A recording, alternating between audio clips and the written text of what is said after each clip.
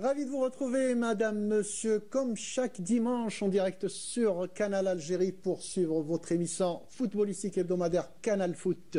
Canal Foot dans son 13e numéro, on va parler, mais brièvement, de la Coupe d'Afrique, des compétitions africaines, la Champions League africaine où un seul représentant, c'était le Mouloudia d'Alger, qui a perdu malheureusement hier au stade du Saint-Juillet face au Hilal d'Omdurman 1-0. L'autre représentant ne jouera que la semaine prochaine face au Ahli du Caire. Il s'agit du Shabab Riyadi de Belouizdad. En Coupe de la CAF, le CS Constantine s'est incliné aujourd'hui en Angola face au Bravo Maki 3-2. Le CS Constantine qui avait réussi à égaliser en deuxième période et qui a encaissé le troisième but fatal à la 95e minute de jeu. On parlera aussi de la 13e journée de championnat de Ligue 1 Mobilis et enfin la Ligue 2 aussi dans sa 13e journée pour ces deux groupes, Centre-Est et Centre-Ouest. Mais avant tout ça, nous avons le plaisir de recevoir sur notre plateau aujourd'hui le coach du Shabab Riyadi de Belouizdad, Abdelkader Amrani. Coach, bonsoir, merci d'avoir accepté l'invitation. Merci, Khouya. Content d'être parmi vous. Yatek Saha, merci beaucoup. Et bien sûr, vous êtes habitué à notre consultant fétiche, Abdelnour Kawa. Abdelnour, bonsoir. Bonsoir Fatah, et puis très heureux de retrouver mon vieil ami Abdelkader. Vous n'avez pas arrêté de discuter. C'est toujours un plaisir de le rencontrer, parce qu'à chaque fois qu'on se voit, on se remémore pas mal de souvenirs. Et ça parle surtout de Mouloudia. Mouloudia, du CRB, du CAC, de tous les clubs qu'il a... Voilà, exactement, exactement. Et surtout, bonsoir à nos amis téléspectateurs. Voilà, le décor est planté. On y va tout de suite pour notre première rubrique à laquelle vous vous êtes habitués aussi. Et c'est les 3 points de Kawa, mais après ceci.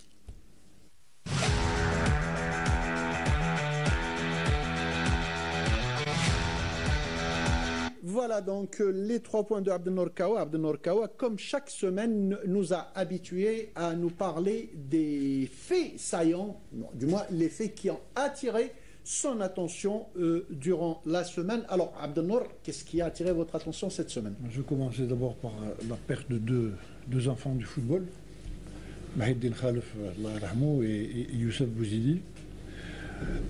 Ça a été une très très grande tristesse pour nous d'avoir ces deux terribles nouvelles, sachant que Mahiddin était quand même malade depuis un bon bout de temps, mais c'est très difficile de perdre un homme, au même titre que Rachid Mkholofi quelques semaines avant, Belaïd Lakan. Donc la famille de football a été endeuillée ces derniers trimestres par 4 décès. Mahiddin, c'est un peu particulier dans la mesure où d'abord, ça a été un ami, et puis tout le parcours qu'il avait effectué au niveau de la JSK et au niveau de l'équipe nationale. Donc c'est une des icônes de notre football qui est partie. Et également Youssef Bouzidi, qui était avec nous il y a quelques semaines de cela. On l'avait invité, qui est parti. Ça a été tragique également. Donc ce sont... Alors, Abdelnour, juste pour vous interrompre, j'ai eu le plaisir d'avoir le frère de Mahiddin Khalef, d'ailleurs, que vous saluez, Kamel, docteur Kamel, le dermatologue qu'on salue, qui suit notre émission régulièrement et qui vous passe un grand bonjour. Il m'a parlé longuement parce que, pour que le téléspectateur le sache, c'était son frère, mais c'était aussi son confident, son ami, il parlait de tout. Il allait lui rendre très, très, très souvent visite, donc... vous savez, Mahiddin s'est un peu isolé dans quelques années de cela. Et malheureusement, l'ingratitude ici en Algérie est de mise. Une icône du football comme ça qui a été complètement oubliée et par les grandes instances du football et par son club. C'est toujours triste. Donc il s'était renfermé sur lui-même. C'est dommage. Il n'apparaissait pas, même dans les médias, il n'apparaissait pas. Il n'a pas du tout. Vous savez, comme je l'ai dit, bon, maintenant c'est bien facile d'en parler, de parler un peu de sa carrière, mais pendant qu'il était en vie, il fallait quand même lui, d'abord, le respecter, et puis l'inviter à toutes les manifestations. C'est la seule façon de pouvoir reconnaître en lui sa valeur, non seulement en tant qu'homme, mais en tant qu'entraîneur. Et bon, c'est toujours difficile de parler de ça, et Youssef laisse un grand vide. On a parlé d'une des icônes du football algérien en parlant de Mahiedine Khalef, et Youssef Bouzidi était une icône à sa façon. À sa façon, effectivement. Depuis quelques années, ça a été l'entraîneur qui se sacrifiait, qui arrivait à maintenir des clubs qui étaient voués à la relégation. Il a été entraîneur de Bédabès avec laquelle il avait remporté la Coupe d'Algérie. Il avait remporté également la Supercoupe. Donc c'est une grande perte également pour le football, mais il était épuisé ces derniers jours, il était épuisé le pauvre parce qu'en fait il a toujours été là pour tout le monde, il a toujours été là pour tout le monde. Sauf pour lui-même. Absolument. C'était aux dépens de sa santé. Donc Allah yarhamhum, et surtout nos pensées vont vers les proches et la famille, hein, parce que c'est eux qui vont souffrir le plus de leur absence. Le deuxième point, c'est le retour de Majid Bouguera à la barre technique de l'équipe des joueurs locaux en vue de préparer l'équipe nationale pour le CHAN qui doit très bien se dérouler très bientôt. Bon, il reviendra certainement avec son staff. On connaissait la composante de son staff, c'était Karim Matmour, qu'on aurait dû avoir la semaine passée. Qui s'est excusé. Oui, Jamal Mesbah et Momo Belhamou comme gardien. Je pense que ça va être le même staff. Et également la nomination d'Ali Mousser, que je ne connais pas personnellement et qui vient en remplacement de l'ancien DTN. Bon, il occupera ses fonctions à partir du mois de février. Ce qui est le plus important dans tout ça, c'est qu'on puisse avoir une DTS très puissante, une DTN très puissante avec des objectifs. Vous savez, quand on a souvent parlé des équipes nationales jeunes, mais les équipes nationales des jeunes, c'est l'émanation des clubs. Tout à fait. Si on a des clubs qui ne travaillent pas, au niveau de l'équipe nationale, même quand on convoque, on fait des stages, l'amélioration d'un jeune, c'est au quotidien. Tout à fait. Ce n'est pas en faisant ça ne se travaille pas en équipe nationale. Ça se complète en équipe nationale, mais la base se fait au niveau des clubs. Bon, j'espère que maintenant, il va y avoir quand même un plan de développement assez complet pour pouvoir enfin espérer avoir des équipes nationales de jeunes très performantes. Ça fait très longtemps qu'on est passé dans les jeux maghrébins, enfin les jeux arabes. Les jeux arabes, c'est pas ça. Aujourd'hui, maintenant, pour avoir des équipes jeunes, non seulement, nous, à notre époque, on faisait beaucoup de tournois internationaux. On se déplaçait en France, on se déplaçait en Allemagne, en Italie. Donc, on faisait beaucoup de rencontres. On invitait beaucoup de clubs au niveau des jeunes. Hein, et ça nous avait permis de nous aguerrir. Donc, aujourd'hui, moi, je pense qu'il va falloir prendre en charge sérieusement ces jeunes. Et le troisième, c'est un peu les résultats de nos équipes qui sont engagées en Coupe d'Afrique, en Champions League et en Coupe de la CAF. A signalé à Denol que le SM Alger mène en première mi-temps 2-0. Oui, puisqu'on avait suivi le début du match. Mouloudia qui fait une très mauvaise affaire en s'inclinant à domicile 1-0. Le CSC qui aurait pu revenir avec un nul, puisqu'ils avaient, étant menés 2-0, ils ont réussi quand même à égaliser. Ils encaissent un troisième but à la 94e minute dans les temps. C'est dommage. Le CRB qui revient avec une victoire très très précieuse qui les remet en course dans le classement de poule. Et bon, on parle de l'USMA. L'USMA est en train de mener. Je pense que l'USMA va pouvoir se qualifier très aisément pour le 8e de finale. Très bien, voilà, donc c'était les 3 points d'Abdelnour Kawa. C'était les 3 points d'Abdelnour Kawa. Il les a bien développés. Avant de passer à autre chose, je pose la question au coach Abdelkader Amrani. Grosse perte, Youssef Bouzidi, Mahiedine Khalef, Allah yarhamhum. C'est sûr, je pense on ne s'attendait pas, mais en même temps, je pense que j'ai quand même de bonnes relations avec Khalef. Depuis longtemps, il m'a toujours conseillé, il m'a toujours orienté. Et chaque fois qu'on se voyait, il m'a toujours donné beaucoup de conseils. Et encouragé en plus. C'est sûr. Je pense que c'est un grand monsieur. C'est un grand monsieur qui aime son pays, qui a été toujours là pour le football national. Qui me relève, ce n'est pas moi qui va parler de sa carrière. C'est sa carrière qui parle de lui. C'est sûr, de son statut, et mes sincères condoléances à toute sa famille, à tous les sportifs algériens. Bouzidi, c'est vrai, on ne s'attendait pas parce que ça fait même pas 3 mois qu'on s'est vu dire c'est MCO, on a joué à Khenchla. Ouais. Et il a commencé aussi la saison avec le MCO. Ouais. Je pense que c'était une mort qu'on ne s'attendait pas. C'était vraiment une mauvaise surprise. Et je pense qu'Allah yarhamou et mes sincères condoléances aussi à sa famille. C'est un métier difficile, on vit beaucoup de pression. Automatiquement, à certains moments, on ne pense pas à notre santé, beaucoup plus aux résultats. Et on ne s'entretient pas, voilà. Je pense qu'on n'a pas de temps de récupération. On pense qu'aux autres, on pense qu'au travail, on pense qu'aux résultats. C'est pas facile, à un certain moment, on peut craquer. Allah yarhamou. Et là, vous m'avez tendu la perche, coach, merci beaucoup. Là, je m'adresse, on avait fait le sujet, on avait discuté la semaine passée, Abdelnour se rappelle, avec nos invités, avec Hussein Achiou et Adel Hadji, on avait parlé des insultes. Voilà. Alors, imaginez un petit peu quelqu'un que vous insultez, à qui vous dites des choses méchantes, et le lendemain, vous partez à son enterrement pour le pleurer et tout. À quoi vous pensez? C'est pour ça que Abdelkader le disait et c'est très juste, c'est des gens qui vivent sous tension constante. La tension des résultats, la tension de la réussite, la tension de la galerie, toutes ces pressions-là, c'est des choses négatives qui pèsent énormément sur les techniciens, sur les dirigeants, sur les joueurs.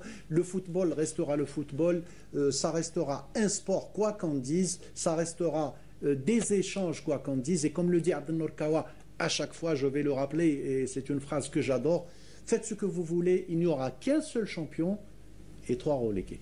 Ça restera comme ça. Voilà. Donc, on passe, Abdelkader, parlez-nous un petit peu de votre arrivée au Shabab Riyadi de Belouizdad, sans trop rentrer dans le détail, mais quand vous avez trouvé l'équipe à votre arrivée, c'est-à-dire sur le plan physique, sur le plan technique, sur le plan organisationnel et tout, qu'est-ce qui a fait que... Non, quand je suis arrivé, je pense que c'est tout à fait normal. C'est sûr que les choses n'étaient pas au point, pour ne pas dire autre chose. Maintenant, il fallait quand même prendre les choses en main. J'ai changé ce qu'il faut changer, parce que chacun a sa façon de voir les choses. Je pense que j'ai essayé de mettre en place mes idées dont je suis habitué à faire. D'autant plus que c'est un club que vous connaissez. Que je connais. Et le constat que j'ai fait, parce que j'ai trouvé beaucoup de joueurs qui étaient blessés, des joueurs qui ne s'entraînaient pas à cause des blessures de longues semaines. Et avec le temps, je pense qu'avec le préparateur physique et aussi le staff médical, parce que j'étais obligé de changer de staff médical. Ah, carrément? Carrément, j'ai tout changé. Je pense que j'ai amené des gens avec qui j'avais travaillé. Je connais quand même leurs valeurs et surtout leurs compétences. Et moi, je compte beaucoup sur la moralité aussi. D'accord. Et à partir de là, je pense que les choses commencent à rentrer dans l'ordre doucement. Et alhamdoulilah, jusqu'à maintenant, je pense que le plus gros a été... on l'a fait. Les joueurs adhèrent à la façon de travailler. Je pense qu'on a beaucoup communiqué. Je pense que... Qu'est-ce qui se passait justement, coach? Quand vous êtes arrivé, je suis sûr que vous avez fait un constat des lieux, mis à part, allez, on va dire mis à part le volet physique, les blessures, ces histoires-là. Mais quel était, sur quoi vous avez mis le doigt? Qu'est-ce qu'il fallait changer et en urgence pour que le Shabab reprenne son trajet? Je pense que l'équipe a besoin de sérénité. Quand je suis arrivé, il y a trop de monde tout autour de l'équipe, soit les gens de communication, soit le staff médical, soit je sais pas, il y a beaucoup de monde qui entoure le club automatiquement. Il y a beaucoup de palabres. Et des choses qui ne peuvent pas permettre aux joueurs de se concentrer. J'ai essayé quand même de protéger les joueurs, le plus important, et de prendre en main les choses. C'est-à-dire, quand tu as des gens avec qui tu travailles et que tu fais confiance, automatiquement, ils ne vont pas dépasser leurs limites. Et chacun doit savoir sa tâche, et chacun doit savoir ce qu'il a à faire, ce qu'il n'a pas à faire. Et à partir de là, je pense que le travail, on était beaucoup plus serein, plus calme. Les joueurs, ils ont compris. Il y a des choses que j'étais obligé de changer, je l'ai changé. Et le plus important, c'est la qualité de travail aussi, parce que je pense que la qualité de travail est très importante pour que l'équipe se retrouve et s'améliore. Ça, c'est très important. Mais le plus important, c'était les joueurs. Les joueurs m'ont beaucoup aidé m'ont beaucoup aidé. Surtout, il y en a qui ont déjà travaillé avec moi, ils connaissent ma façon de voir les choses. C'était justement en question. Le fait de connaître l'équipe, de connaître le club surtout, et de connaître beaucoup de ces joueurs, est-ce que ça vous a fait gagner du temps? Beaucoup de temps. Beaucoup de temps, et le message est passé. Je pense que parce que moi j'ai toujours dit aux joueurs, c'est eux, s'ils veulent que les choses vont bien, c'est eux qui sont capables de changer les données. Moi, je suis là pour les protéger, je suis là pour les aider à progresser, soit individuellement, soit collectivement, mais sur le plan gestion du groupe et tout, je pense que les joueurs, quand on est conscient et responsable, je pense qu'ils peuvent me faciliter la tâche, et m'ont facilité la tâche. Alhamdoulilah, maintenant, je peux vous dire que je ne parle pas beaucoup comme auparavant, sauf beaucoup plus des réunions techniques concernant les matchs, voilà, les feedbacks des matchs qu'on joue. Et le reste, je pense que le travail se fait le plus normalement du monde. Ça fait plus de 2 mois. Tout le monde vient à l'heure à l'entraînement, soit matin, soit soir. Aucun absent. Je pense que ça donne des bons signes et de bon augure. C'est très bien, c'est très bien. Ils avaient parlé, les gens avaient parlé, on ne sait même pas si c'est vrai et tout, qu'il y avait des problèmes, des sujets disciplinaires, des problèmes disciplinaires au sein du groupe, ce qui s'est avéré faux juste après votre arrivée, coach. C'est-à-dire que tous les joueurs étaient impliqués, engagés. Ça ne marchait pas parce qu'il y avait un grain de sable dans la machine que vous avez détecté et que vous avez pu évacuer. Et là, le groupe... C'est-à-dire, pour revenir à dire que ce n'était pas du tout un problème de discipline. C'est sûr. Je pense qu'à l'époque, quand il n'y a pas de résultat, je pense qu'on peut dire n'importe quoi. Absolument, absolument. Ça ouvre la porte à toutes les... À la polémique. Oui, tout à fait. C'est ça. Je pense qu'avec le résultat, je pense que ça nous a beaucoup aidé de retrouver cette sérénité.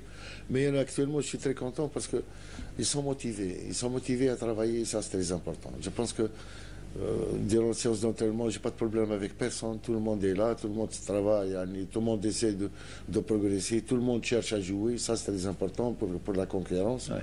Mais dans un cadre de respect, ça, c'est très important. Et après, vraiment, jusqu'à preuve du contraire, je peux dire que je suis content de leur comportement et j'espère que ça dure. Ça, c'est très important. Abdelnour, vous avez prédit cette reprise du Shabab à l'arrivée d'Abdelkader Amrani. Vous m'aviez dit ça prendra une petite semaine, une dizaine de jours, tout va rentrer dans l'ordre, ça se vérifie. Bien sûr, on ne peut pas un club qui joue les premiers rôles pendant des années, pratiquement avec le même effectif, à 3-4 joueurs près. C'était pas normal que le CRB, quand Abdelkader a pris l'équipe, le CRB était relégable. Hein. Oui, il était dernier. Maintenant, quand on voit avec les matchs retard qu'ils ont, si jamais ils arrivent à gagner les matchs retard, ils sont en tête. Tout à fait. Donc moi, je retiens de ce qu'a dit Abdelkader depuis ce qu'il a dit depuis tout à l'heure. Vous savez, la réussite d'un entraîneur avec une équipe. Là, il l'a dit, mais il aurait dû insister sur ça.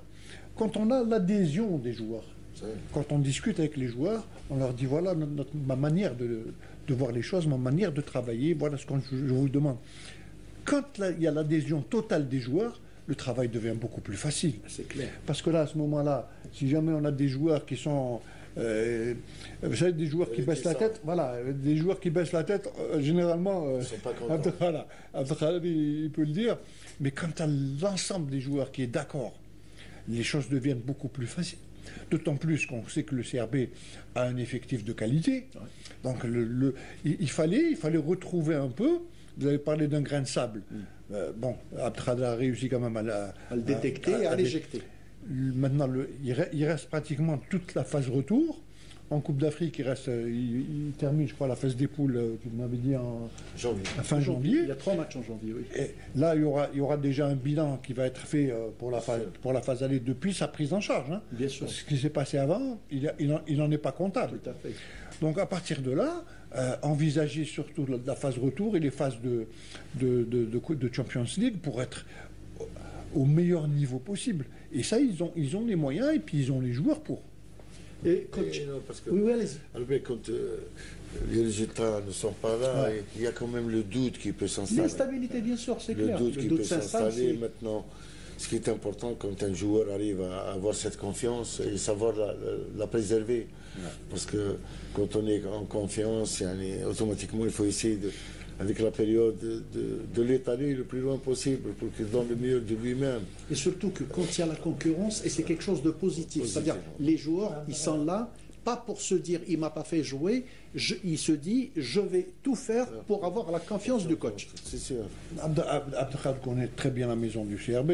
D'ailleurs, partout où il a été, le CSC, Schleuf, enfin, bien sûr. Il a quand même une expérience assez enrichissante. Se retrouvant au CRB, il suffisait de redonner un bon coup de manivelle. Et c'est ce qu'il a réussi à faire. Et je souhaite maintenant à long que le CRB puisse retrouver la forme qu'ils ont toujours eue depuis 4-5 ans. Moi, je suis tenté de lui poser une question. Coach, c'est peut-être une observation personnelle, mais bon, j'ai beaucoup d'amis qui m'ont parlé de ça. On découvre Mayo. J'avais discuté avec le président Rabhi, qu'on salue d'ailleurs, j'avais discuté avec lui en début de saison, il m'avait parlé de lui. Il m'a dit c'est quelqu'un qui m'a impressionné quand je l'ai vu. Et tout de suite, après, en début de saison, on ne voyait pas Mayo apparaître. Et depuis que vous êtes à la tête du CRB et que vous l'avez injecté dans le groupe, allez, on va dire, il fait quand même de très très grosses parties. Je rappelle que les nouveaux, surtout quand ils sont des étrangers, la difficulté pour eux, c'est un petit S'acclimater. Non, l'adaptation. Oui, c'est ça, l'acclimatation. Comme lui, il parle seulement en anglais. Ouais. Il ne connaît pas les joueurs. Ça demande à certains moments un petit peu de temps. C'est vrai qu'au départ, je n'ai pas pu le voir comme je le souhaitais parce que quand j'ai discuté avec lui, il m'a parlé d'un poste. Moi, je lui ai changé de poste. C'est là où j'ai découvert que je peux l'utiliser dans ce poste. Alhamdoulilah, je pense que maintenant, les 2 derniers matchs qu'il a fait, je pense qu'il a prouvé qu'il a des qualités pour jouer et qu'il peut amener un plus sur le plan offensif. Et il s'exprime très bien. Djakembe aussi, qui est d'un très très grand niveau, Djakembe. Seulement, il doit quand même... Avec, dans le football, les bons joueurs actuellement, l'acte défensif devient un acte beaucoup plus constructif que destructif. Ouais. C'est ça qui est important pour moi. J'aime bien avoir des joueurs qui récupèrent le ballon sans faire de faute. Et avoir une bonne relance, tant mieux pour lui. Il est un petit peu physique. Non, c'est technique, un petit peu. Non, lui, Djakembe, il est un petit peu physique, c'est ce que vous voulez dire. Non, sur le plan mental, il doit quand même savoir maîtriser quand même l'engagement, pour ne pas faire des fautes, c'est tout. Voilà. Et il est généreux dans l'effort, il est généreux. D'accord.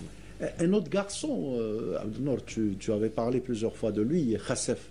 Oui. Khassef, mais alors qui a explosé en fin de saison dernière, son début de saison, et c'est un petit peu, il a régressé. Voilà. Il était blessé. Donc, mais le retour de blessure ne s'est pas bien déroulé à un certain moment. Parce qu'il n'a pas été pris en charge. Il a fallu que le préparateur physique le prenne en charge. Il a parlé d'un problème médical. Voilà. Ça devait être un de ses problèmes parmi eux. Il n'a pas été pris en charge. Mais c'est ça le problème. Quand il y a des joueurs qui sont blessés et qu'on ne les prend pas en charge, ils peuvent rester un mois pour revenir, même plus. Même si c'est une blessure minime. Même s'il peut revenir, il peut rechuter, s'il n'est pas bien payé en charge. C'est pour ça que le travail des joueurs quand ils reviennent du blessure, c'est très important entre les kinés et le préparateur. Et maintenant, ils font des séances, parce que Khass, pour revenir à ce niveau, il a fait quand même plus de 10 séances tout seul avec le préparateur physique. 10 séances 10 séances tout seul. Parce qu'il travaille même le jour du match. Quand on joue, il y a des joueurs qui travaillent le jour même du match, il les prend en charge, surtout qu'ils reviennent d'une blessure, pour les récupérer le plus tôt possible. Je pense qu'il y a quand même un travail important qui est fait pour que ces joueurs reprennent quand même la compétition. C'est super.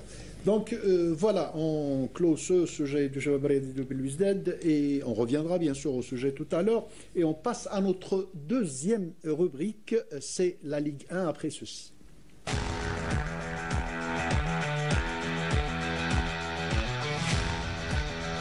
Voilà, la Ligue 1 qui atteint sa 13e journée de championnat et bien sûr, en raison de la participation de nos clubs en compétition africaine, donc elle a été aussi amputée de 3 rencontres. Il y a eu uniquement 5 rencontres, celle qui a opposé le MC El Bayad au MC Oran, le MC Magra qui a rencontré un Magra, le Paradou Athletic Club, la JS Sahara qui a rencontré l'AS Ochlef, l'entente de Sétif qui a rencontré à Sétif au stade du 8 mai la JS Kabylie et l'US Biskra. C'était le dernier match qui s'est joué hier à Biskra et qui a rencontré l'Olympique Erbou. Un match un petit peu anecdotique, on le dira tout à l'heure, on dira pourquoi tout à l'heure. Tout à fait anecdotique, d'accord. Ouais, mais pour l'instant, on commencera par ce match qui a opposé le MC El Bayad au MC Oran. Et c'est un sujet préparé par Fethi Bendali.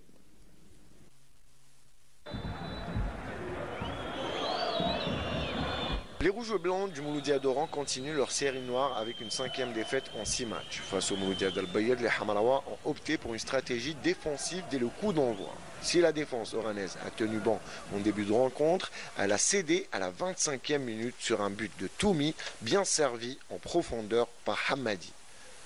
Ce but a galvanisé les locaux tandis que les Oranais manquaient de réaction et se sont montrés peu dangereux en première période. Après une longue pause due à des échauffourées dans les tribunes, la deuxième mi-temps a changement de tactique. Le MCO a tenté le tout pour le tout en attaque avec plusieurs remplacements offensifs, mais s'est heurté à une défense solide et bien organisée. Le Mouloudia d'Al-Bayed, procédant par décompte, a failli doubler la mise à plusieurs reprises, mais le score est resté inchangé. Un match intense qui se termine par une victoire logique des locaux, confirmant les difficultés du MCO en déplacement. Voilà, c'était un sujet préparé et présenté par Fethi Bendali Abdelnour. Ce que disait Abdelkader Amarani à propos du Serbie, il est valable pour le MCO. On a reçu Eric Schell. Oui. Il avait parlé du même problème. Avoir une dizaine de blessés, c'est quand même c'est à se poser des questions. Ben oui, là, quand on revoit un peu... il est arrivé il y a quand même 2 mois, maintenant, un peu plus de 2 mois. En remplacement de Bouzidé Larahmou. En remplacement de Youssef Larahmou. Bon, il y a quand même des résultats un peu mitigés. Quoiqu'à domicile, ils arrivent à avoir les 3 points du match, mais à l'extérieur, ça reste encore fébrile. C'est vrai, il nous avait raconté qu'il avait un hôpital. Hein. Oui, il avait un hôpital. C'était même pas une infirmerie. Une infirmerie, c'est 2-3 joueurs. Là, c'est plus de 10 joueurs. Donc, il y a de quoi se poser des questions. Mais enfin, toujours est-il que le CRB, plutôt le MCO, doit essayer de ramener des points de l'extérieur. C'est la seule façon de pouvoir rester un peu dans les 5-6 premiers. Parce que bon, même si on gagne à domicile et puis on revient avec 0 points de l'extérieur, on peut terminer dans le milieu de tableau. Mais avec les ambitions du MCO, je pense qu'ils ont d'abord l'effectif pour, si jamais il arrive à récupérer l'ensemble des joueurs, bien entendu. En plus du mercato qui arrive. En plus du mercato, il a une idée précise, il nous l'avait dit, il a une idée précise sur certains postes à pourvoir, pour que le MCO devienne beaucoup plus conquérant, surtout à l'extérieur. Il reste à trouver. Non ? Il reste à trouver. Il reste, voilà. Le problème, c'est ça. On est en train de parler du mercato d'hiver. Mais où sont les joueurs? C'est ça. C'est ça. À moins de se rabattre avec des joueurs étrangers, mais la majorité des équipes ont déjà le nombre de joueurs étrangers qu'on peut avoir. Donc ça va être très très difficile pour le MCO, mais je pense qu'il va trouver quand même des solutions. C'est ce qu'on souhaite pour le MC Oran. Coach, le MC El Bayed, une équipe qui a battu le Shabab Riyadi de Belouizdad à Alger même. C'est une équipe qui souffle le chaud et le froid. D'abord, c'est une équipe dépourvue de moyens. On l'a dit, on le répète, on ne cessera jamais de le dire. L'instabilité des entraîneurs. Et une instabilité, exactement. Maintenant, c'est Amrouche qui était avec moi. Voilà, c'est l'autre fait. Amrouche qu'on a eu d'ailleurs au téléphone aussi lors de l'émission. Mais c'est quand même une équipe pétrie de qualité, de jeunes joueurs, mais qui sont vraiment, des pépites. Mais une équipe qui n'arrive pas... Est-ce que le problème financier explique à lui seul tout ça? C'est sûr, je pense que c'est le problème de prise en charge. Moi, je me rappelle parce qu'il y avait avec eux Belaïd, qui était mon adjoint à Chlef. Il les a pris l'année dernière, puis il est tombé malade, puis il a repris au début de saison. Je pense qu'il n'est pas resté, mais puis c'est Boali, puis c'est l'autre fait automatiquement la succession des entraîneurs. L'équipe a quand même beaucoup de problèmes. Et je pense que le plus grand problème, parce que tout débute, le plus important, c'est le début de saison. Aussi bien pour la préparation. Quand ils font une bonne préparation, un bon recrutement aussi. Automatiquement, le début est très important. Je pense que la plupart des équipes qui ont entamé le championnat avec des hauts et des bas, c'est beaucoup plus à cause de ça que je pense que c'est le début qui n'était pas vraiment... Vous avez dit une phrase qui a attiré mon attention. J'allais vous poser la question. Je crois que je n'ai même pas à la poser, mais je vais quand même la poser. Vous avez dit, faudrait-il encore trouver les joueurs? Il y a le mercato qui arrive. Faudrait-il encore trouver les joueurs? Allez, je vais poser la question, vous allez nous la donner en exclusivité. Le CRB est concerné par le mercato? Pour le moment, je pense que le plus important pour moi, comme l'a dit tout à l'heure Abdelnour, je pense qu'il faut être objectif et logique. Moi, j'ai des joueurs, je n'ai pas terminé la phase aller et j'ai besoin que ces joueurs restent concentrés. Je ne veux pas parler du mercato pour le moment pour ne pas perturber mes joueurs. Non, mais c'est Non, c'est important, moi je sais, c'est important. Automatiquement, il faut être sage et parler du bilan, comme il a dit Abdelnour. À partir de là, quand on fait un recrutement, on ne le fait pas pour le faire. On le fait par nécessité. Parce qu'on a besoin, exactement. Par nécessité, par le choix du poste. Je ne vais pas chercher d'amener, par exemple, un excentré. Si j'avais 3 excentrés, je ne vais pas amener un 4e. De 3, c'est déjà beaucoup. Automatiquement, on va peut-être cibler les postes qui sont vraiment nécessaires pour élever le niveau. Exactement, élever le niveau et puis jouer sur tous les fronts. Vous avez la Champions League, vous avez la Coupe d'Algérie. Déjà, on va faire presque, on sait, quand j'ai compté tout à l'heure, peut-être 53 jours, on va faire presque 11 matchs. 11 matchs, oui. Effectivement, déjà le mois de janvier. Alors, jusqu'au 17, vous avez 3 matchs de Coupe d'Afrique. Wow. Le 3, le 10 et le 17. C'est compliqué. C'est juste pour reprendre ce que vous avez dit. C'est pas par manque à certains postes, mais les joueurs ont besoin de souffler aussi. Je suis obligé de faire tourner l'effectif. Tout à fait. Sinon, le turnover est très important. Et souhaitons qu'on n'aura pas de blessés. Ouais. Et c'est ce qu'on souhaite. Voilà, c'était donc l'avis du coach Abdelkader Amrani. On passe à un autre match et c'est celui qui a opposé le MC Maghra au Paradou Athletic Club. C'est un sujet préparé par Ramzi Mhamdi. Le Paradou a ramené un précieux point de son déplacement à Maghra, où les protégés de Ziri Bilal, qui ont pas moins de 4 matchs en retard, réalisent une très belle opération face au NCM qui gâche des points à domicile. Pourtant, Maghra a cru faire le plus dur en ouvrant la marque par l'entremise de Mohamed Barouani à la 25e minute, qui reprend le ballon de la tête après un corner très bien botté.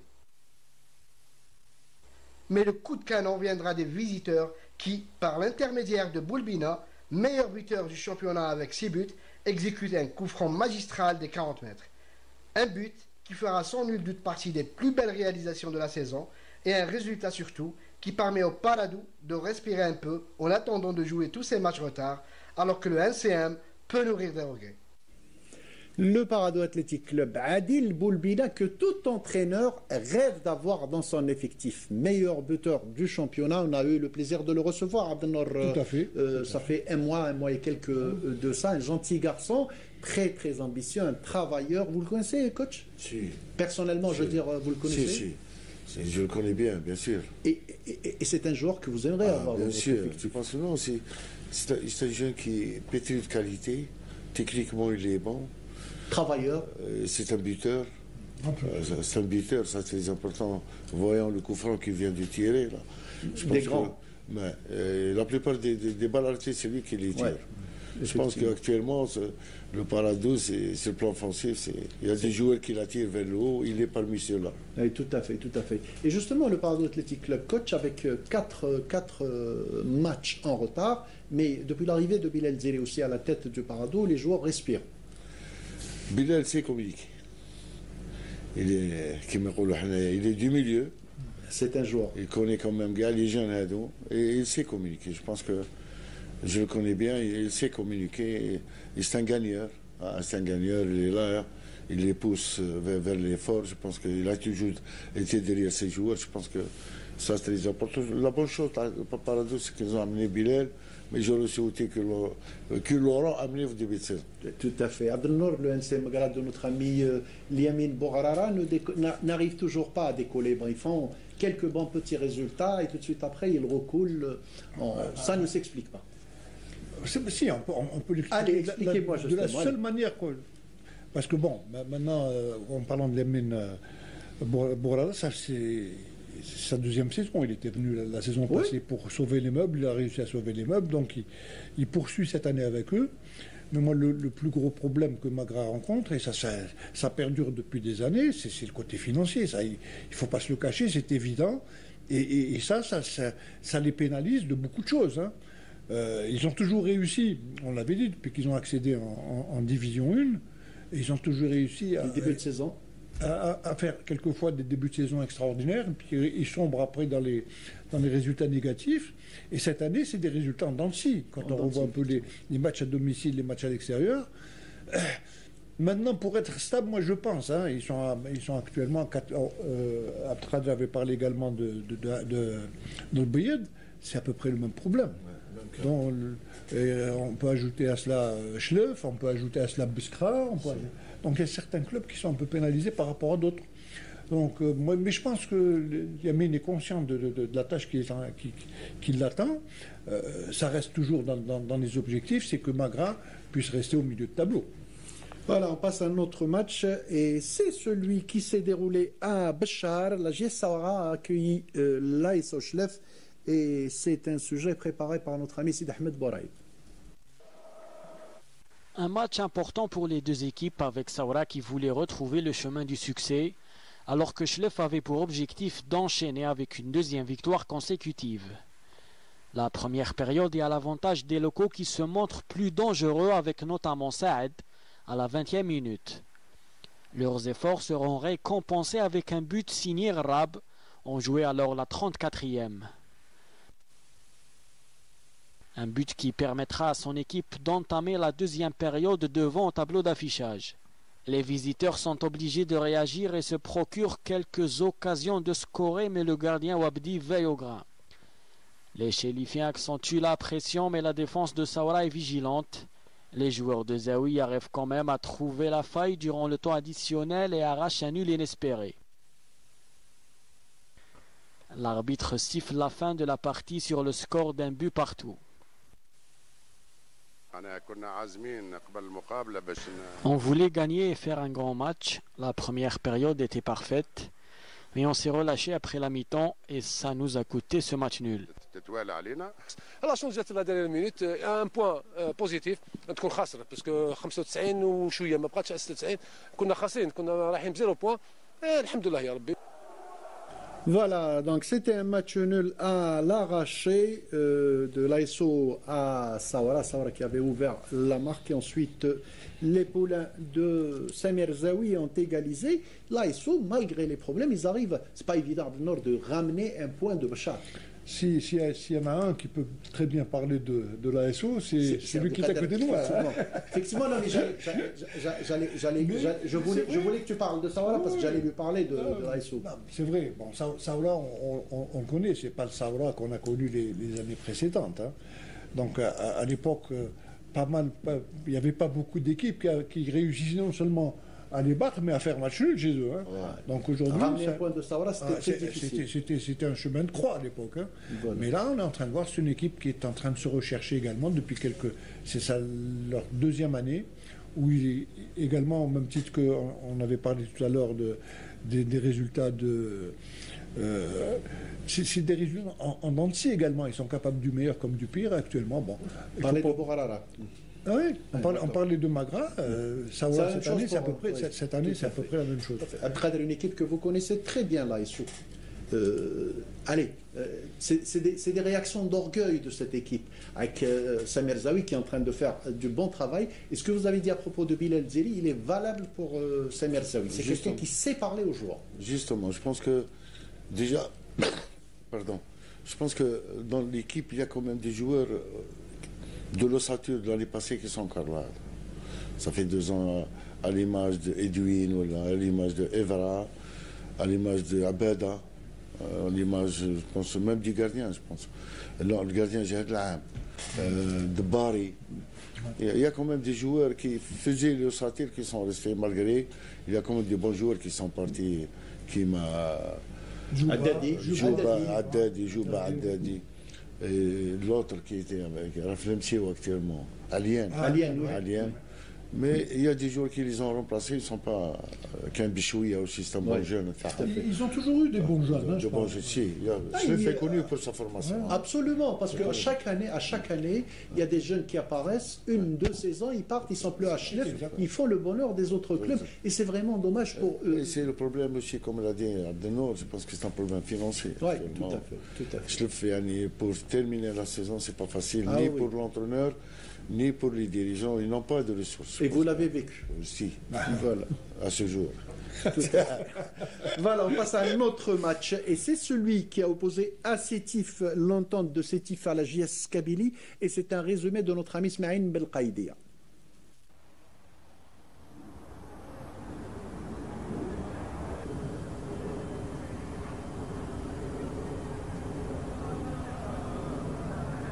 Instants bien sûr et quelques retards pour les photos et c'est parti pour 90 minutes. D'abord la première manche est sans public pour cause de huis clos, je vous le rappelle. Les deux équipes ne sont pas logées très loin l'une de l'autre, un seul point les sépare. Al-Hadji, c'est bien joué au premier poteau et Bacha, il redonne à son coéquipier Farhani et le tir. Et c'est un corner, le ballon étant dévié. Voilà l'action qu'on attendait. Il a fallu attendre la 43e minute de jeu. Corner et Hadji, le but!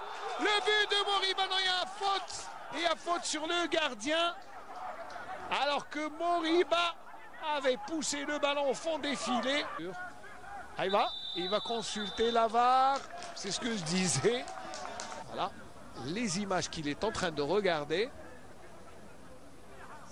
Voilà. Est-ce que Imad Boubacar a gêné le gardien? Là sur le ralenti on ne le voit pas. Alors suspense. Je crois qu'il va accorder le but. Et il accorde le but. Un but 1-0 après consultation de la VAR. À la 45e minute de jeu. But de Diarra. Marqué à la 45e minute de jeu.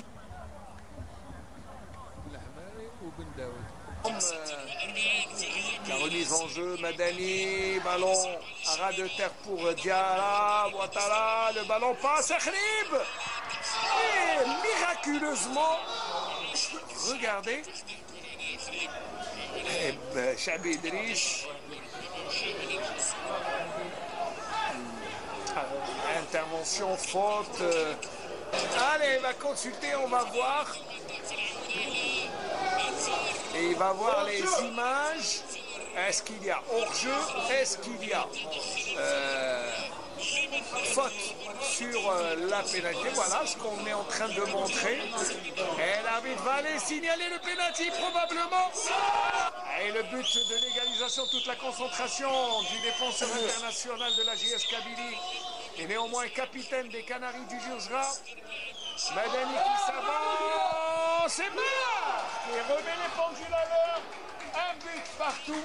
Ce tir imparable qui n'a donné aucune chance au gardien Bouster Tarak qui s'est avoué battu.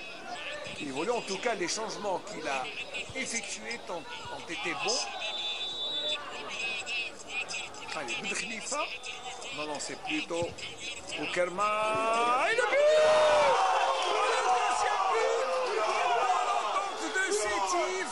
Juste après l'égalisation, et c'est Chabi Idriss qui marque. Regardez.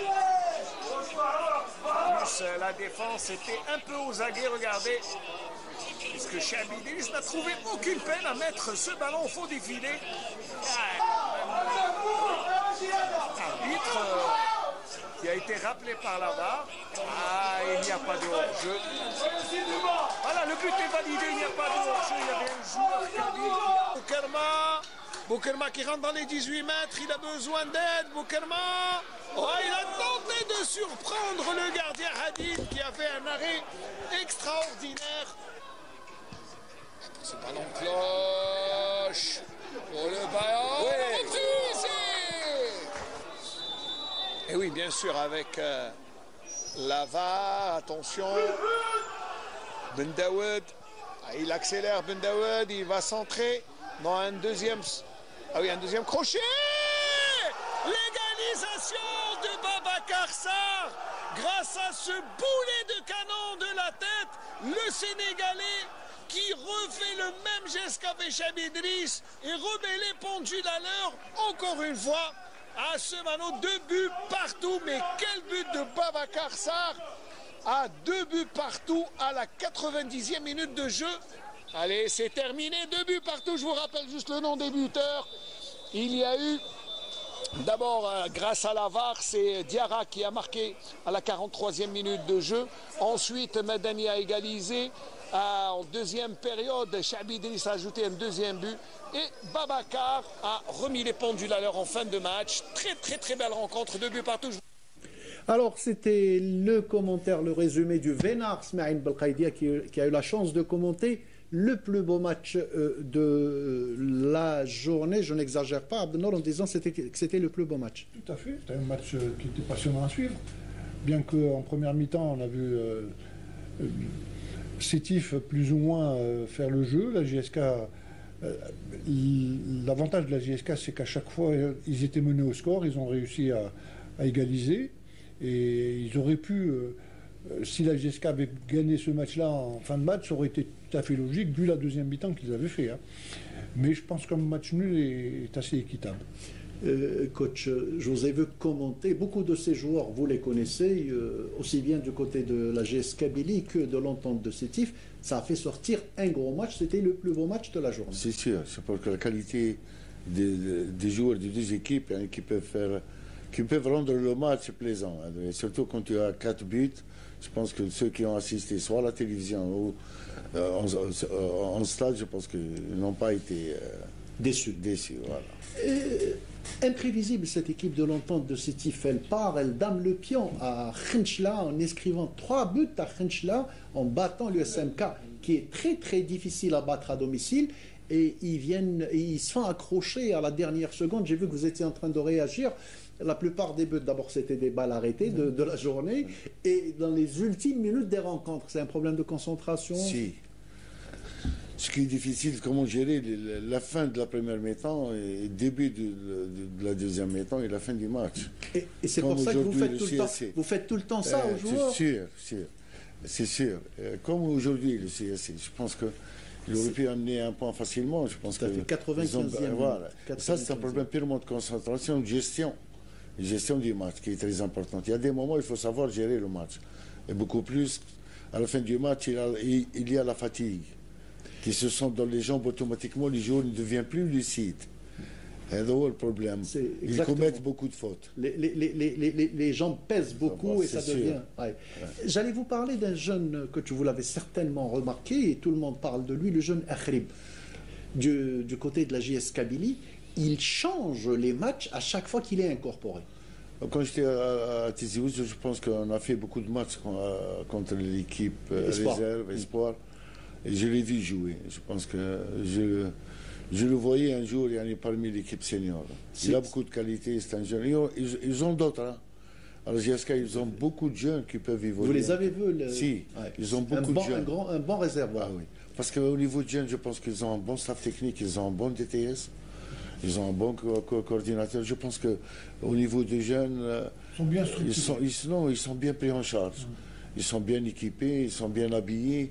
Je pense que la vérité, au niveau de GSK, les jeunes, ils sont bien... De toute façon, Khalid, même Kherdin Madoui, quand on l'a reçu, il a parlé, il a dit qu'il était à Sétif. C'est un garçon qui a été aussi dans les jeunes catégories, je pense, à Sétif, pétri de qualité. Même lui, il lui prédisait un avenir radieux. Ben, un joueur qui a des qualités innées, je pense qu'il fait des choses que peut-être qu'il ne les a pas pris à l'entraînement, mais beaucoup plus ses qualités intrinsèques. Abdelnour, comment vous expliquez... l'évolution, les performances moyennes de cette équipe de la GS Kabylie? Vous savez, il y a une nouvelle donne, puisque d'abord, il y a une société qui les a pris en charge, d'une part, un nouveau staff, certains joueurs qui ont été recrutés, donc il faut un certain temps pour que l'équipe soit... Oui, mais même ce qu'on est en train de voir, c'est qu'à chaque fin de semaine, on attend les résultats de la JSK. S'il y a un mauvais résultat, on tombe dessus, alors qu'ils sont classés deuxième. Hein. Ils sont deuxième. Ils sont deuxième, donc c'est une équipe qui fait partie des meilleures équipes, qu'on le veuille ou pas, des meilleures équipes algériennes. Effectivement, maintenant, on reste avec l'image de la JSK qu'on a connue. Ce n'est plus la même chose. Donc il faut rebâtir cette équipe. Et là, actuellement, c'est une équipe qui est en pleine construction. C'est une équipe qui est en pleine construction et notre ami Abdelhak Ben Chikha a beaucoup de boulot. Il nous reste un match à voir et c'est celui qui a opposé l'US Biskra à l'Olympique d'Erbou. L'anecdote, c'est que l'entraîneur qui a quitté Ça fait 15 jours, l'US Biskra est venu rencontrer Biskra. Il s'agit de Mounir Zardoud, mais il était sur le banc, mais il était sur le banc de l'Olympique d'Aqbou. Et Mounir Zardoud a pu prendre les 3 points. Ça a dû... Allez, ça fait quand même une réaction, coach. Hein. Vous quittez un club, vous allez dans un autre club. La semaine d'après, vous jouez chez votre ancien club et vous arrivez à le battre. Quel est le sentiment de Mounir Zardoud dans ces cas-là? Il a passé quand même de bons moments, plus de 2 saisons. Il n'a pas le choix, il n'a pas le choix. Je pense qu'il a été content d'avoir gagné le match, mais déçu peut-être pour Biskra aussi. Voilà, c'est certainement. Et c'est ça la réaction de... Ah oui, c'est sûr. Je pense que, comme je connais Mounir, je pense que c'est quelqu'un de bonne famille. C'est un gentil gars. Malheureusement, je pense qu'à un certain moment, je m'en connais que ça... Il y a toujours, quand on change un entraîneur, il y a toujours ce déclic.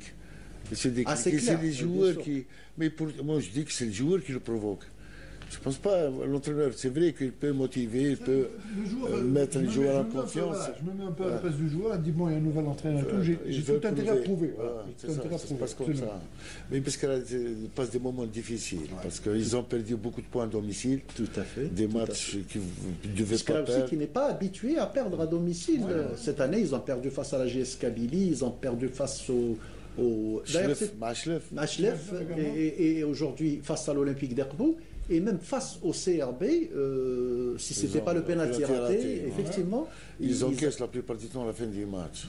Tout à fait. Et c'est dû à quoi, ça? Non, parce qu'à la fin du match, à un certain moment, les joueurs oublient l'organisation. Ouais. Tout le monde s'emporte vers l'avant, ils oublient que gagner un match, c'est de respecter l'organisation, quel que soit le résultat. L'Olympique d'Aqbou qui revient, Abdelnour. Bon, l'Olympique d'Aqbou, on en avait parlé depuis le début de saison. C'est une équipe qui est également en pleine transition. Ils avaient accédé d'année en année. Ils se retrouvent aujourd'hui en première division. C'est pas évident. C'est vrai qu'en début de saison, on avait dit que c'est une équipe qui va faire. Bon, mais c'est une équipe. Qui fait son apprentissage. Qui fait son apprentissage. Un peu mieux que son apprentissage. Voilà, mais les équipes ne les connaissaient pas. Ouais. Donc quand ils ont vu l'effet surprise est toujours là. L'effet surprise. Bon, mais maintenant. Je pense qu'ils ont les moyens de pouvoir terminer dans cette division sans trop de problèmes. Vous les avez vus jouer, coach, cette équipe À la télévision. Oui. À la télévision seulement. Il y a des joueurs que je connais qui jouent là-bas. Mais je pense que c'est une équipe, comment dirais-je, qui se construit et qui découvre la Nationale 1. Malgré il y a des joueurs qui ont joué en Nationale 1. Oui, beaucoup de joueurs. Oui. Al-Amri, Al-Barakou. Beaucoup. Oui, beaucoup de joueurs. Au Qassi, effectivement. Automatiquement, c'est des joueurs que je les ai dans d'autres clubs. Et comme même par leur expérience, ils peuvent encadrer ces jeunes. Voilà. Alors, juste pour l'information, l'USM Alger, dans les temps additionnels, on joue la 3e minute de temps additionnel, mène 3-0 et quand même c'est tout à fait logique. Un bout de lumière dans cette semaine, allez, on va dire morose des clubs algériens. L'USM Alger qui mène 3-0, c'est de bon augure. Il vous ouvre le chemin, coach, pour le 22, c'est ça? Inch'Allah, voilà. Et les supporters du Shabab Riyad et de Belouizdad sont en train d'attendre ce match avec beaucoup d'impatience. Donc il y avait 5 matchs. Pardon? On a un match aussi important. Face à la JS Sawara, et ça sera ce mardi. Le 17. Hein. Le 17, c'est le mardi, effectivement, et ça sera sur Canal Algérie. Voilà, pour ceux que ça intéresse, ça sera en direct sur Canal Algérie. On passe aux résultats et classement de la Ligue 1. Si on peut les avoir, voilà, donc, bon, ça c'est les résultats. Donc, le MC El Bayed qui a battu le MC Oran 1-0. Le NC Magra fait match nul face au Pardo Athletic Club, un peu partout. La JS Sawara, idem, face à l'ASO, un peu partout. L'entente de Sétif, 2 buts partout face à la JS Kabylie. Et enfin, l'US Biskra, il y a eu une petite erreur. L'US Biskra qui a été battu par l'Olympique Aqbou. Le classement de la Ligue 1, on sait que c'est un classement provisoire parce que beaucoup d'équipes ont 3 ou 4 matchs en retard. Voilà, le CS Constantine avec 19 points et 11 matchs joués. L'entente de Sétif, 19 points et 12 matchs joués. La GS Kabylie a 18 points, 11 matchs joués. Le MCO aussi, 13 matchs joués. L'Olympique d'Aqbou qui graine par la 5e place avec 17 points. Le MC Alger, 17 points aussi, moins 3 matchs. L'USM Alger, moins 4 matchs, 16 points. L'ASO, qui est à la 8e place, mais l'ASO qui a joué tous ses matchs, ils n'ont plus de matchs au moins. Oui, Abdelnor. Mais quand on revoit un peu le classement, il n'y a pas une très très grande différence de points entre le. Donc ça reste quand même assez serré, même si certains clubs ont 3-4 matchs en retard. Mais cette année, moi je pense que ça va être très très difficile. Hein. Rappelez-vous la semaine passée, avec le président de la Ligue, M. Amin Mouslou, quand on a discuté, il a dit que ça va être épuré durant la trêve. Durant la trêve, vous allez voir, Abdelnor, on va avoir beaucoup de surprises. Il y en a beaucoup qui vont se retrouver en bas, d'autres qui vont grimper. Ce que je voulais mettre en évidence, c'est un peu tout à fait. C'est le niveau qui se rapproche, coach, du moins entre 8-10 équipes durant cette saison. Tant mieux. Non, c'est une question. Ça peut y arriver parce que même cette année, il y a quand même beaucoup d'équipes qui jouent le premier rôle. Hein. Ça va être serré. Je pense que ça va se jouer sur des détails, bien sûr. Mais le plus important, c'est que à la fin de la phase aller, les choses seront plus claires. Moi, je pense que la phase aller sera. Disons vers la fin janvier, on pourra voir plus clair. Les ambitions seront tracées à partir tracées à partir de la fin de la phase aller. Tout à fait. Et c'est logique de toute façon, parce que il y a eu beaucoup de matchs en retard. On ne peut pas juger les équipes. Comme vous l'avez dit, il y a eu beaucoup de changements d'entraîneurs. Abdelnor les comptait à un certain moment, il en avait marre, il ne voulait plus compter, tellement qu'il y a eu beaucoup de changements d'Abdelnor. Et ça n'aide pas à la stabilité. Et ça va continuer encore. C'est pas fini. Ah, pas du tout, pas du tout. Qui c'est qui a échappé récemment? Il y en a 3 ou 4 encore qui sont sur la sellette. Hein. Ils sont sur je ne vais pas donner de nom, mais on va aller vers ça également. Hein. Si on arrive à faire 2-3 mauvais résultats consécutifs, je pense que c'est malheureux, mais c'est comme ça. On a vu actuellement, on est à 9 entraîneurs. 9 entraîneurs. 9 entraîneurs, comme depuis le début de saison. C'est pas évident. D'ici la phase aller, il reste encore 3 matchs. 2 matchs. Certains. 2 matchs, on en joué de 13. Il y en a pour qui il reste 6 matchs. Oui, donc ça va être très difficile. Hein. Ça va être très difficile et c'est dommage parce que ça n'aide pas du tout.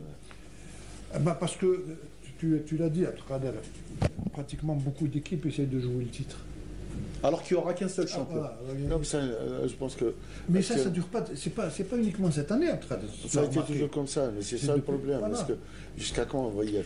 Parce qu'au départ, quand on trace un objectif par rapport aux moyens, et surtout humains. Coach, on nous a raconté une histoire. On a reçu un invité. On nous a raconté une histoire en aparté. Ouais. Il paraît qu'il y a un président qui a gagné un match important. Le soir même, il est parti voir l'entraîneur pour lui dire. Écoutez, coach, on va jouer le podium et on va essayer d'aller loin en Coupe d'Algérie. Il avait gagné un match. Donc vous voyez, c'est ça aussi. Je suis d'accord. Moi, quand on parle du CRB, de l'USMA, du Mouloudia, de la JSK, de l'entente de Sétif, du CSC. Les ténors. Bon, il y a une hiérarchie, qu'on le veuille ou pas, dans le football. Il y a des clubs qui sont dans tous les championnats du monde. Dans tous les championnats du monde. Il y a des traditions, absolument.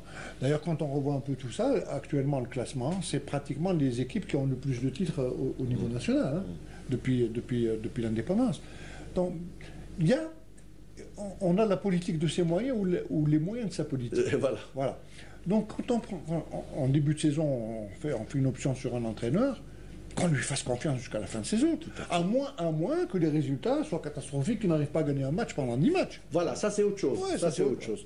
Et après, moi je suis persuadé qu'on est sur la même longueur d'onde, et c'est pas normal. Je comprends pourquoi vous aimez discuter ensemble. C'est très bien.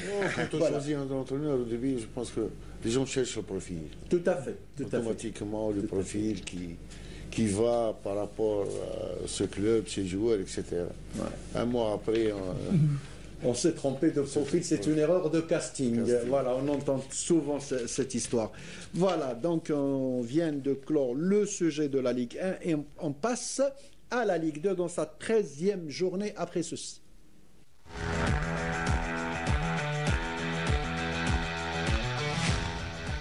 Voilà, la Ligue 2 aussi, au centre-est et centre-ouest, qui a atteint sa 13e journée. des matchs aussi très serrés. C'est exactement comme la Ligue 1, aussi bien à l'Est qu'à l'Ouest. C'est vrai qu'il y a des équipes qui émergent du lot.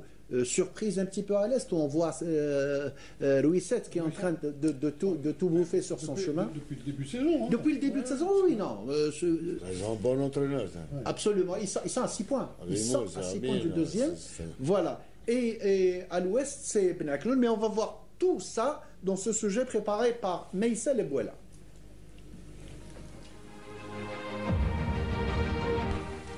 Le MB Ruisset a renforcé sa position de leader du groupe Centre-Est en battant l'Olympique Magalan 3-1, profitant de la première défaite de l'USM El Harrach vaincu par le MSP Betlin. 2-1 avec 32 points. Ruisset reste invaincu et vise le titre honorifique. El Harrach, quant à lui, avec 26 points, reste dauphin mais désormais avec 6 points de retard. Dans les autres rencontres du groupe, l'Iber Messel Khachna a battu le Mo Constantine et rejoint l'USM Annaba à la 3e place, à une égalité de points, tandis que la JS Boldumnaïl a triomphé 1-0 à l'AS Khroub. En bas du tableau, l'US Souf a obtenu un nul contre le NRB Tlarma, 1 but partout. Dans le groupe Centre-Ouest, l'US Béchar Djid a remporté ses 3 points contre le MC Saïda et rejoint l'Azmo Oran à la 4e place. Invaincu et leader, l'US Ben Aknoun enregistre une victoire contre le RC Kouba avec le lourd score de 3-2. Une victoire qui lui permet de prendre une petite avance sur le RC Kouba vainqueur face à l'ESM Koléa 3-0. Pour l'Azmo Oran, le scénario se répète, à nouveau tenu en échec à domicile par le WA Mostaganem. Le derby de l'Ouest s'est terminé sans vainqueur ni buteur. Tandis que le Nassar USND enchaîne un 3e succès consécutif contre le CRT Motion par le score de 2-0. Enfin, le SC Mechlia a signé sa 3e victoire de la saison en s'imposant 2-1 face au GS Mascara, un succès précieux qui met fin à une série difficile. Voilà, c'était donc le résumé de cette 13e journée, aussi bien pour le centre-est que pour le centre-ouest. Abdallah, comme on le disait, centre-est, Ruisset qui est en train de sortir ses griffes. D'ailleurs, depuis le début de saison, vous l'avez vu, ils ont perdu un seul match, c'était Al Harrach, mais sinon, c'est toutes des victoires. Jusqu'à maintenant, ils font un parcours sans faute. Hein. Tout à fait, ils annoncent. Bon, le poursuivant immédiat Al Harrach, c'est dommage pour eux, ils sont inclinés à Batna, mais il est talonné de près. Maintenant, je crois qu'ils sont à 5 points. Donc, 6 points. 6 points, donc ça va être... Bon, rien n'est encore fait. La saison est encore longue, mais déjà, ils prennent une option sur l'accession. Vous avez parlé de l'entraîneur de Ruisset, vous n'êtes pas étonné des résultats? Oui, c'est sûr. C'est comme ça, Raymond, c'est un ami. Je pense que pour moi, c'est un jeune frère. Hein. Mais par ses compétences, ses connaissances, je suis content pour lui parce qu'il fait du bon travail. Abdenour Ben Aknoun à l'ouest qui annonce aussi la couleur Ben Aknoun et qui veut revenir dès cette saison en Ligue 1. Ah bah oui, l'année passée, en fin de saison, quand on savait que Ben Aknoun allait rétrograder en D2, on s'est dit c'est une équipe qui doit logiquement revenir très vite en D1. Parce que c'est vrai, ils ont fini une belle saison à la fin. Absolument. C'était au même titre que l'Ouad, mais c'est un petit peu la faute d'Abdelkader Amrani qui les avait battus, au 20 août. Mais on avait parlé également de l'Ouad. Oui, mais l'Ouad, pratiquement, même quand on voit cette année en D2, ils sont très mal placés, ils risquent de se retrouver en division régionale. Hein. Donc, moi, Ben Aknoun, je pense qu'ils ont d'abord... C'est un club qui est bien structuré, puisqu'on avait eu l'occasion d'inviter leur président. Oui, tout à fait. Et ils ont les moyens. Voilà, ils ont les moyens. Ils ont les moyens, mais ils sont structurés aussi. Ils sont très bien structurés. Ils ont Mana qui est revenu. Oui, Mohamed, oui. Qui est revenu. Gentil garçon, oui. Qui est revenu, que j'avais eu comme gardien de but au Mouloudia quand il était gosse. Il connaît bien la maison. Oui, il connaît bien la maison. Et puis ils ont des joueurs quand même qui ont de l'expérience. Je pense que c'est lui qui a grimpé avec eux. Absolument, c'est lui. Voilà. Coach, le niveau, juste une dernière question à propos du niveau de la Ligue 2 cette année. Vous avez vu que quand même, il y a des équipes qui se rapprochent. On a vu des matchs. Allez, je vais vous parler d'un match, mais duquel on parle jusqu'à présent. C'était celui contre Jijel El Harrach, contre la GSD El Harrach, qui s'est terminé 2 buts partout. 4 très jolis buts. Une ambiance extraordinaire, des phases de jeu magnifiques. C'est dire que le niveau de la Ligue de cette année est beaucoup plus élevé. Plus. Je pense que d'une année à une autre, on voit quand même, il y a beaucoup de joueurs qui ont joué en première division, qui jouent en National 2. Voilà. Ils ont déjà élevé le niveau des équipes, et je pense que les équipes actuellement toutes les équipes veulent accéder. Je pense qu'il y a quand même une certaine concurrence et une certaine motivation. Voilà, très bien. Donc, on va voir maintenant le tableau des résultats et des classements de la Ligue 2 dans ces deux groupes, en commençant par le centre-est, l'Olympique Magaran qui a perdu face au leader, le MBRU 7, 3-1, l'AS Khoroub qui a perdu à domicile, surprise, face à JS Borjemlaïen, 1-0, l'US Chaouia qui est revenu au score et qui a battu Annaba dans les ultimes secondes. Ils étaient menés 2-0, ils ont battu Annaba 3-2. Yerbek Khmis El Khshna qui a battu le Mok Constantine 2-1. Wirgla aussi qui a battu Shalom Leïd 2-0. Le MSP Batna qui a battu l'US Al-Haraj 2-1. Tlarma qui a fait match nul face à la Lanterne Rouge, l'US Souf 1 partout. Et la JS Gigel qui a été accrochée par le Cap Batna. Le Cap Batna qui a égalisé à la 96e minute de jeu. C'est un phénomène cette semaine, coach. On va voir le classement de la Ligue 2. 113, le MBRU 7 bien sûr en première position avec 29 points, suivi de l'USM Al-Harrach 26 points et l'USM Annaba 24 points. En bas du classement, je pense que c'est peut-être l'US Souf qui est en dernière position, l'US Souf, oui.